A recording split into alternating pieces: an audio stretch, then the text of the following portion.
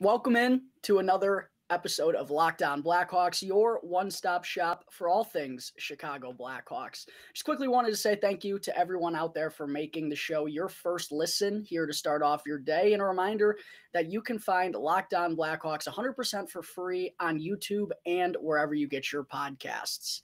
I'm your host, Jack Bushman. Joining me today is none other than Joe Brand from WGN, who does a lot of work pregame, postgame, and during the intermissions for the Chicago Blackhawks. Joe, thanks so much for taking the time to join me, man. Really appreciate having you on. I know all the listeners do as well. How's it going, buddy? How's the start of the season treating you? It's going pretty well, and I mean, honestly, not just because of the Blackhawks play, just a pretty smooth start to this season, and having a lot of fun with it. And no, thanks for having me, Jack. I do listen to your podcast. It's always very informative. I've been listening for a couple years now. I mean, that you've been doing it. I've kept up to tab with you. So yeah, no, happy to be here, and pleased that you asked me to come on. Well, thank you so much for the kind words, Joe. Greatly appreciate that. And glad the start of the season is treating you well. Always easier when everything's going well. The Blackhawks obviously are off to an impressive 4-2-0 start. We'll get to that in just a moment, Joe. But what I wanted to start with first, actually, is just kind of I wanted to ask you about the start of your hockey fandom and kind of what led you to being in the position you're in right now. Did you grow up a Blackhawks fan? You're from around the area, and also just kind of what led you to wanting to do this? Yeah, I did. I did grow up a Blackhawks fan. Full disclosure, my first love was baseball. That's what captured my fandom. Not a whole lot of winning here in Chicago, though, growing up. And I'll tell you the story of how I became a Blackhawks fan. My dad, one Christmas, well, I should back up a little bit. One Christmas, I was in high school, and my family came home from a party late at night. My family likes to have a good time. I wasn't old enough to partake in the festivities, though, or anything, and they came home pretty late, and this was Christmas Eve, and they wanted to open up presents late in the night and the early morning of Christmas. And I'm like, no, I don't want to do this. I want to savor it all for Christmas morning. That's what we wake up for Christmas morning.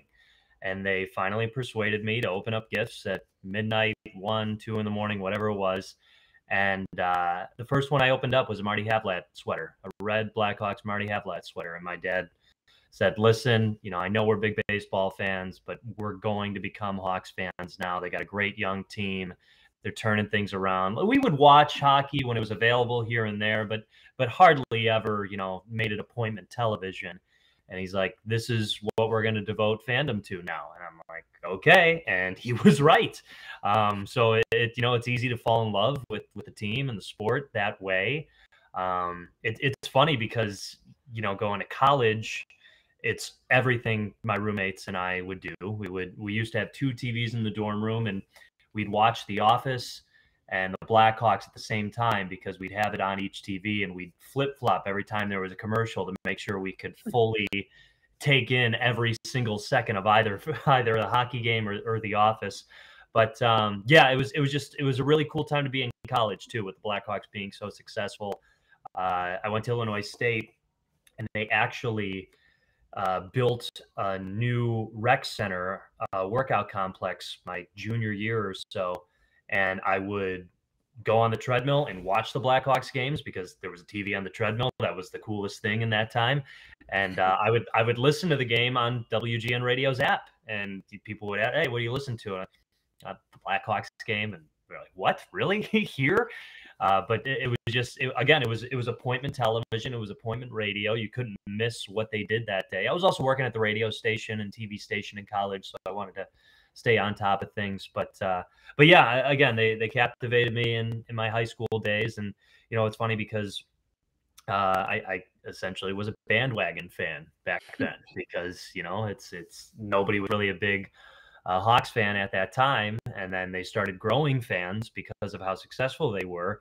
But I felt like I became a pretty hardcore bandwagon fan, so I at least justified it a little bit and kind of solidified myself. But yeah, and got into this business knowing this is what I wanted to do, be on a live sports broadcast. Still want to get to a play-by-play role full-time eventually, but the way this business works, I know these pre-post jobs help out, but that's not the only reason I'm doing this. I absolutely love this position right now. The timing worked out for me. I was just a good benefit of some moving pieces, and unfortunately, the beast of the business that it is, that's what you have to wait for. So I'm just taking advantage of what I got right now. I'm having a really fun time doing it. And it's great to work with John Weideman and Troy Murray, especially after listening to them for so many years. We got Kaylee Chelios, a regular on the radio broadcast now. Great to work with her. Great to kind of get to know Chris. Not really. I don't think we're best buds or anything, but he'll give me a head nod, so I appreciate that. But yeah, no, just having a blast with it. And, it's a tough business, but it is a fun one, and we choose it for a reason. So like I said, just enjoying it now and taking it all in and having a good time with it. I'd love to hear it. Absolutely. And it's kind of funny. I had a similar start to my fandom. I was baseball thick and thin when I was little. I mean, I wanted to be in the MLB. You can probably tell by the backdrop. I'm a big Cubs fan. One of my earliest memories is a 6-year-old was Steve Bartman. I don't remember the play, but I remember everyone freaking out because of the play. And then I just kind of got into it literally right when they drafted Patrick Kane and Jonathan Toews during their rookie years. I went to a couple games. I had my dad used to play hockey. My grandpa used to play hockey, so they always liked it. But, the early 2000s Blackhawks were nothing really to be enticed by. So didn't watch it much growing up. But yeah, once Patrick Kane got onto the scene, I was full blown all in. And in high school, I had a core group of buddies that we just watch every game with. And our senior year was the 2015 Stanley Cup. It was the coolest send off before we got to go to college. So when it came down to time to figure out what I wanted to do with my career, it was a pretty easy choice for me, trying to do the only thing that I want, which is covering the Blackhawks. But I mean, that's pretty cool, right? Because their success is what led you to wanting to do something like this and actually doing something like this. So it just makes it a little bit sweeter, the fact that you're covering the Blackhawks on a daily basis. I mean, I see you all the time in practice, and you're getting the accessibility, the ability to do that, and that all started because of your fandom back then, and just right timing, So it worked out pretty cool. 100%. And yeah, sometimes you lose sight of that when you're going through the daily grind and trying to keep up with all the news and everything. But at the end of the day, it's that it inspired me to do what I wanted to do. And now here we are on the show. Joe Brand is my guest. But let's get into some of this stuff on the Chicago Blackhawks. Joe, what is going on with our Chicago Blackhawks? They've won 4 consecutive games. Obviously, prior to the season, everyone's talking about bottom feeding, tanking, Connor Bedard, all that jazz. But the Blackhawks have shown some life here, and most recently just upset a pretty darn good Florida Panthers team. So talk to me about what you've liked from the early part of the season. And then also, I think everyone's gloating right now about the job Luke Richardson has done. Talk to me about what you've been impressed with in his first year as head coach. I think it definitely starts with him. I don't think fans are wrong for wondering when Cinderella's horse and carriage is going to turn into a pumpkin right now, but there's no sense in celebrating while it's going on right now. It's just interesting because everything that people were preaching about Luke Richardson, past players, past teammates of his, has come to fruition early on. And even the Blackhawks players at the beginning of the year, first impressions were good, all this stuff. But the cool thing about the preseason was there was a lot more calming presence. There was a lot more of just a lot of patience and no panic and no pressure. And I think that's really important for a team in their first year of getting into a rebuild. And you're talking to the younger guys too, like Isaac Phillips. And he's just we're learning a lot out there. We're not afraid to ask questions. And the other one of Luke Richardson's strongest attributes, I think, is how direct he is and how detailed he is. He doesn't give you cliche gimme answers when you ask him questions in those media scrums. I mean, he goes hardcore hockey to the point where some of it is just way over my head, but I guess you don't have to get that detailed in order to do that. But he's so fine-tuned with absolutely everything. We ask Why do you like Sam Lafferty going over to center more this year? And he comes back with like 3-4 answers. It's not just like, oh, we'll see how he works there. We'll see with his speed. And you knew he had that plan coming into this year. So all of this advocation for him just totally makes sense right now. Not that I was doubting it before, but it just left you wondering how it was going to play out. And again, it's still pretty early, 6 games in, but it's hard to find the flaws in him right now. Now, everybody is pitching in right now, right? It's not just one player. It's not even one line. It's not even one aspect. The offense is doing well. The defense is doing well. Goaltending is doing well. And the special teams are just blowing everyone out of the water.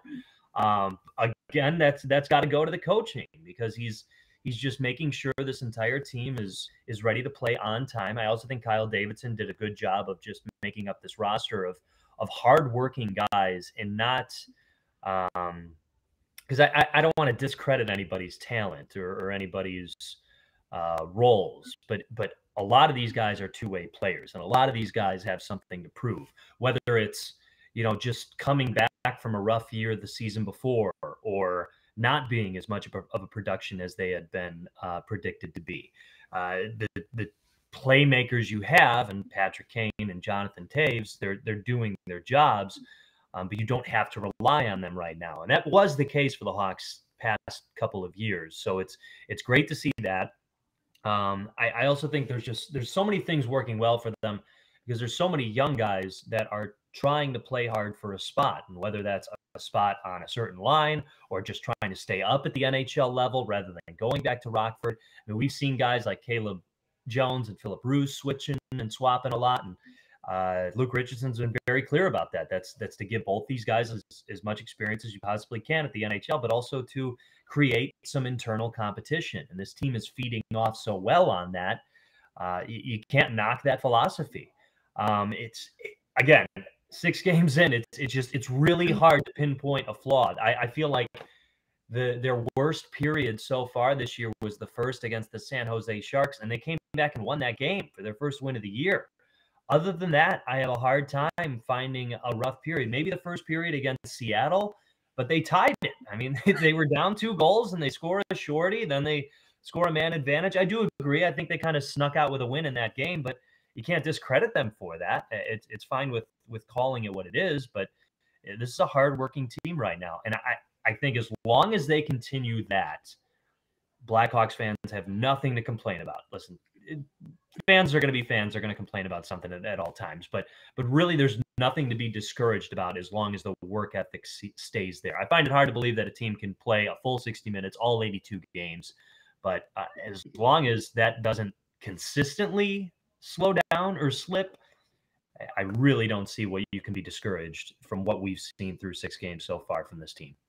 Right. And I think a big thing too has been, again, early going, but their ability to rebound. You mentioned, and one thing I've talked about on the show, they haven't been playing like the most perfect hockey or anything. But one thing that I've noticed is when they do, for example, have a bad start to the period like they did against Seattle on Sunday, they respond and tie the game by the end of the first period. When they don't look good in the opening 40 minutes against Detroit, they come out with a big third period to steal the game. It just feels like it's a completely different feel around this team. Even when they're not in a good situation, it feels like they have the composure and the confidence to kind of strike right back and get themselves back into it or steal away a couple of points.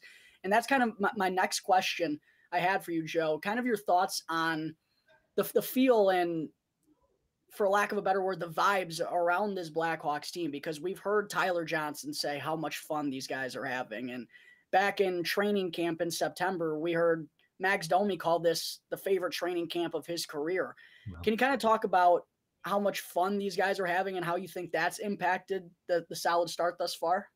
It's funny because when I ask a few players recently, it's kind of not straight up, but essentially the question is, you guys weren't supposed to be this good this early. Why is this happening? And of course they have to come back with, well, people might say that, but we've never had doubt. I think that encouragement, that confidence in this team has totally grown with what they've been able to do.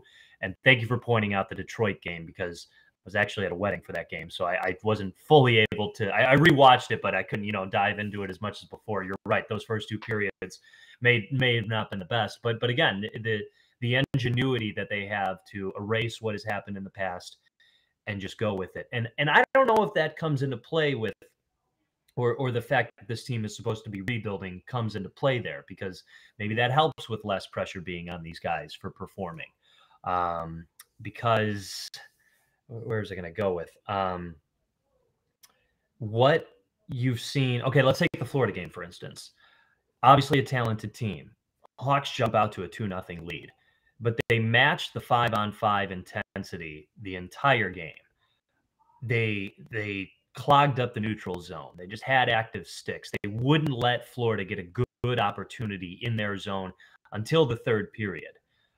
That comes from just hard work. That is a decision. Hockey is one of the games, one of the sports that you can make a direct impact just by trying harder. You can't really do it in baseball. You can do it in football. You can do it in basketball. But hockey is so physical and it's so self-motivated that you can make an extreme difference by just trying a little bit harder. And these guys are all doing that pretty much all of the time. And I think that's what's making the biggest difference. Obviously, winning helps continue that and maintain that and keep it at full go the entire way.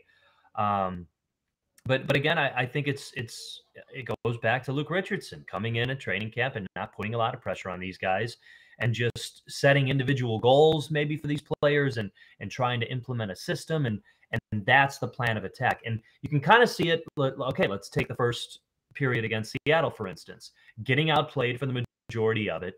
Then they go on a penalty kill. Okay, what's the goal of the penalty kill? Yeah, it's to kill off the penalty, but as Luke Richardson always says, to be aggressive on it. And they are so aggressive, they end up scoring a goal. And what do you know? That kind of is the jump start, the kick start of them finding more success in that period. They go on the power play. Hey, we just scored shorthanded. We already know what we have to do with a man advantage. So I think that all goes hand in hand. Again, all of this is going so well. It's just kind of contagious right now. And I think it's kind of a snowball effect in a positive way. But again, it all stems from what seems to be some really solid coaching, some really good work ethic, and just players responding to their roles. And again, I can't stress enough how this roster just seems to be made up of so many hardworking guys and not incredibly skilled guys in certain roles. Again, I don't want to discredit anybody, but there's so much continuity. There's so many similarities with all these players. And again, a good job on Kyle Davidson for going that route. I agree. And not to knock past Blackhawks players and say they weren't hard workers, but I feel like this group in particular, once again, this is, the story of doing a podcast this early in the season. We don't have a lot of sample size here, only 6 games, but it feels like at least having a roster like this, if and when things kind of do start to head in the other direction, it feels like it will be at least a little bit more bearable as a fan or as someone who watches this team, knowing that you're going to get effort night in and night out from those type of guys. Also getting that mentality preach from Luke Richardson. Those are the things in a rebuild I feel like we can live with. If the intensity and the energy is there, that's great, because sure, they're going to get outgunned like they did against Colorado. There are some better teams that are just going to beat the Blackhawks. That's the way it's going to go this season. But I feel like it's such an easier pill to swallow if your team's at least fighting hard and making things fun along the way. And that's what the Blackhawks have done really well thus far, I've thought. Joe, getting into some longer term stuff, got to ask you about it. I hate to do it. And I apologize ahead of time. Obviously, it's all guesswork at this point. We haven't heard any updates regarding anything in months, but I got to get your input on the futures of Jonathan Toews and Patrick Kane, because to me, again, there's so much involved in this trade in particular, like a no movement clauses, making it work financially, figuring out where Kane and Toews would even theoretically want to go. There's a lot that goes into it, which I get, and that's going to make the job a little bit harder at the end of the day if they do elect to go this route. But to me, what it comes down to in my mind is, and I'm guilty of doing this all the time, I went back and watched, literally 2 days ago, I watched the Blackhawks lifting the Stanley Cup at home in front of the fans at the UC. And it's crazy to think, like, in Patrick Kane's mind, he would have no idea. Maybe that's his last one. And same for Jonathan Toews. And I just wonder if there's a fire. I feel like there has to be a fire inside these guys that wants to at least pursue the opportunity to go and do that once again. And I'm curious what you feel about this. And again, I know it's all just guesswork. We're just taking shots in the dark here. But do you feel like at the end of the day, they're both going to be gone 1-1? They both stay? What is your, shot in the dark on this question? I'm definitely on the same fence as you, and I've been leaning both ways probably since the summer. And I get that argument because I've thought it too, and there's still a part of me that wonders, are guys like Toews and Kane okay with their 3 Stanley Cup champions? Are only one of them okay? But the competitiveness in both those guys, especially this year that you're seeing, like Kane scored his first goal just last night against Florida. I mean, the energy, his reaction, it was huge. And it was so natural. And it's like, this dude has scored goals all his life. That was his 800th career even strength point. Like, what is this one goal to you? It's huge to him because of how competitive he has been his entire life. And, that goes to show because you don't get to where he's gotten without that. Same thing with Jonathan Toews. I mean, how many people has he proved wrong so far this year? Myself included. I was not expecting this type of start for him. And good on him because he's proving a lot of people wrong and he's just been sticking to his guns. I'm done guessing because I did kind of have the thought that, Patrick Kane's got a kid now. He's kind of slowing down in terms of, it just seems like he's really becoming a dad. He's going into that dad mode. He's everything is focused around his son. He's getting into a new chapter of his life. I know he loves Chicago. I'm pretty sure he lives here year round. But again, there's that competitiveness, and this is the final year on this contract. So maybe there is a little enticement to go somewhere and go for a run at another cup. I will say, I'll be keeping my eye on the New York Rangers this year to see how well they continue to do, because that destination for him is just not going to go away, right? I mean, his nickname is Showtime. And to bring Showtime to New York City, the Big Apple, would make a lot of sense. It's all going to come down to what Toews and Kane want, and they've pretty much been closed books about this. They're just focusing on this year. They're being hockey players. They're being good teammates.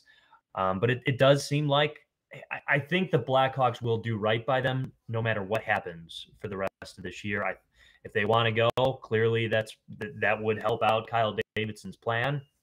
But I think the Blackhawks will somehow make right of it, whether it's after this year, whether or not they stay. I think the Blackhawks would totally be open to a return for them, even though it would be year 2 of a rebuild. But who knows? We've heard of players. I think I don't want to speak out of turn because I don't want to have a wrong. I don't want to have a wrong thought about a wrong player. But I want to say a hockey player was telling his organization, "Listen, if you want to trade me, get some pieces. I'll re-sign the following year." But things are crazy in the offseason, so you can't hang your hat on that. I could see that possibly happening, but I wouldn't be willing to bet on it. I don't think anyone would be because, again, there's just so many variables. There's so many different things that get involved. But I really don't know. I wish I did because it'd be easier to answer this question. But obviously, you hope for nothing but the best for those guys. And honestly, if they do pass on and get traded to another team, I would understand it. It'd be tough for Blackhawks fans to swallow. I swear. No, man.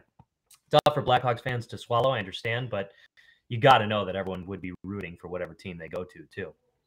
100%. And I think, in my mind at least, the one thing I'm okay with about this situation is that the Blackhawks are going to do these guys right. There doesn't sound like they're going to force their hand or come running up to them and make a split decision. Like they're giving them the respect that they deserve for everything that they've done for this organization. So regardless of what happens, at least, it's nice knowing that the Blackhawks are going to do well by those two faces of the franchise.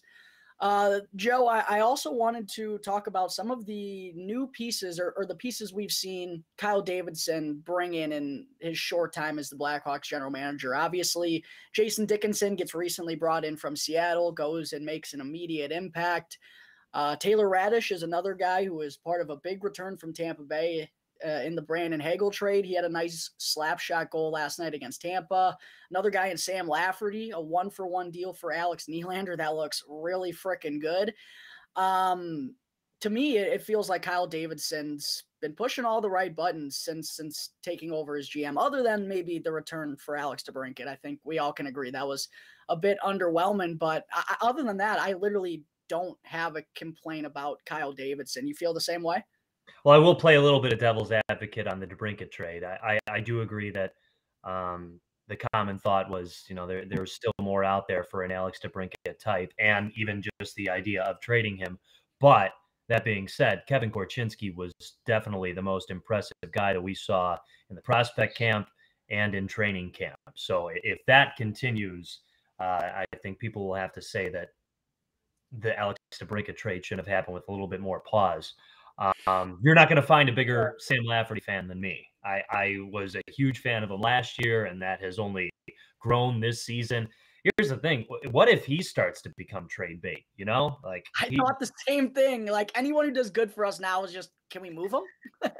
Right. And I mean, again, I would hate to see a guy like Sam Lafferty go, but man, what a flip that would be if Kyle Davidson ends up pulling it off.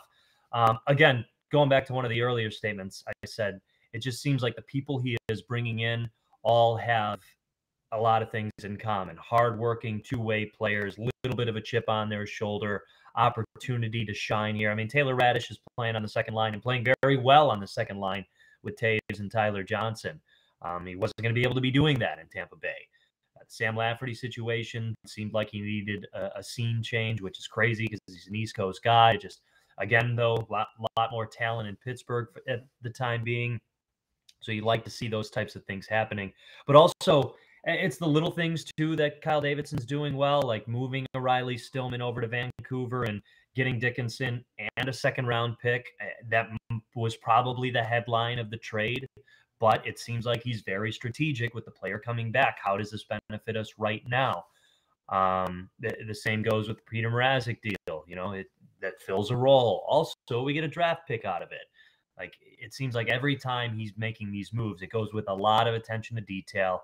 I really want to know more about his scouting philosophy and what he's encouraging his scouts to look for, what he's planning on looking on. Because a guy like Sam Lafferty, does he catch your eye, or are you zoned in on him looking for little things and then feeling confident enough to pull the trigger?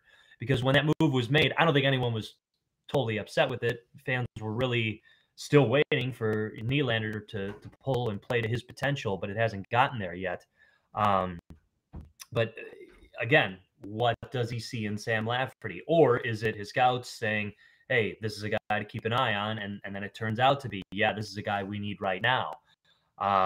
So it all has been very encouraging, very impressive. Still a long way to go, but I have trouble finding holes in Kyle Davidson. The DeBrincat thing is a big one.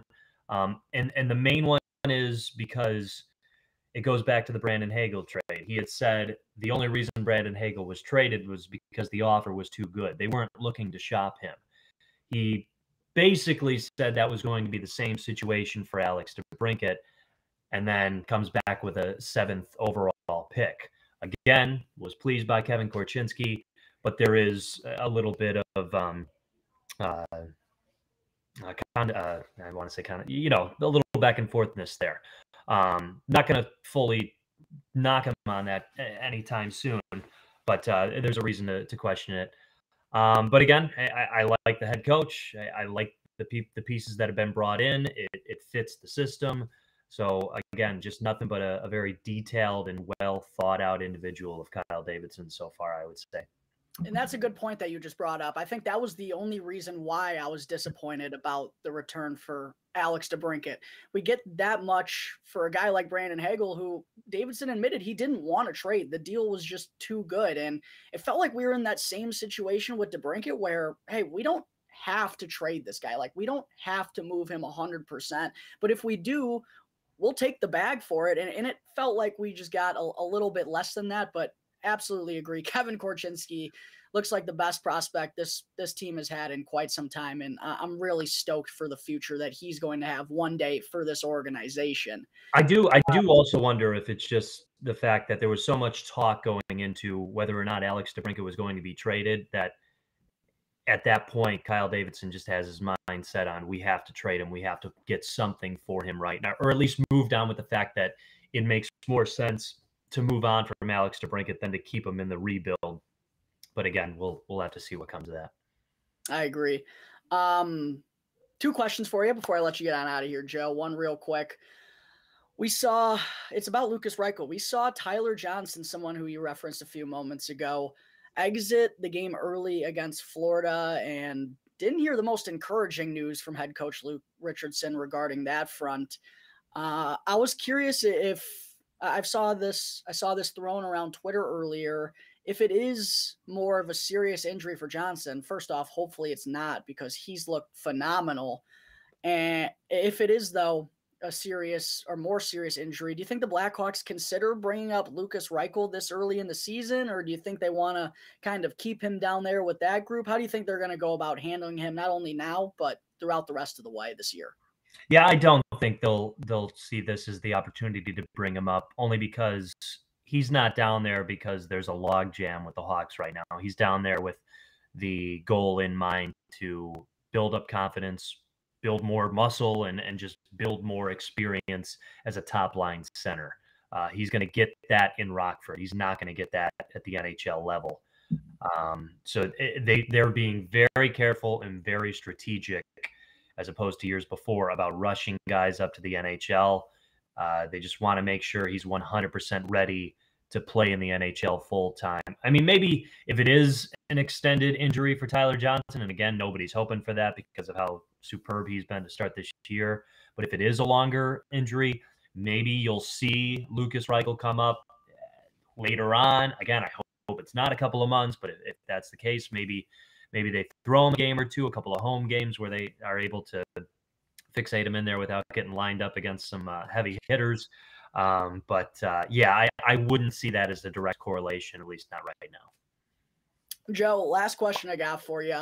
A bit of a fun one, but have you had a moment at all where you're like kind of kicking yourself that you're like in the spot you're in, or have you been starstruck at any moment? Like what's kind of been the coolest moment for you since you've been the host pre-game, post-game, and intermission for the Blackhawks? Yeah, I have. And honestly, I feel like you got to have those moments in order to make everything worthwhile and make the job worthwhile. And even when there's a bad day, I do a good job of reminding myself, like, okay, this is what we're doing here right now. It was really cool to work the Pat Foley game last season. Dennis Savard, Chris Chelios, who I think Nick Jalmerson might have been there that day. Either way, he was at the United Center a few games earlier. Just random Hawks legends popping in the booth and throwing on the headset, and I'd shake their hand, give them the headset, taking pictures. And, I'm a small piece of it. But it's just cool to be in that vicinity. Jim Cornelison came up before the game. What else happened that game? Oh, Pat Foley's speech. He said everybody basically in the radio booth. Not me. Of course not. I don't deserve to be, but it's like, yeah, wow. I know all those people. I'm working with all those people in the booth that he just mentioned right here. I mean, even the sound engineer, our great sound engineer, Paul Zarang. But so definitely that. And maybe on a more individual note, one time I'm with some friends out at a restaurant a little bit late night, and I'm just talking to somebody, and this guy goes, "You sound familiar. Like, do I know you?" And I'm like, "Well, I am on the radio." And he's like, "Okay." He's like, "Yeah, I drive UPS at night." I'm like, "Yeah, I cover the Hawks." He's like, "You're Joe Brand. I listen to every game." And he's like, you got your Monday night show on WGN Radio, Blackhawks Live." I'm like, See, normally it's me telling people about the show and when it is, but that's pretty cool. I really appreciate it. So that was pretty cool. Again, it's small things. It's not the biggest thing in the world, but I think it's important to recognize those times, and I certainly do. And don't forget them. And just kind of going back to our first conversation of what got us into this business, and that's part of it. So I just make sure I soak that in and take advantage of those situations. Couldn't agree anymore. Well, Joe, just want to say thank you so much again for jumping on the show, man. Hopefully the first of many. Lots of fun, and definitely looking forward to having you on next time. Sounds great, Jack. Had a blast. Have me on whenever. Absolutely, Joe. Thank you again, everyone. Joe Brand from WGN. Thank you all for listening to another episode of Locked On Blackhawks, part of the Locked On Podcast Network, your team every day.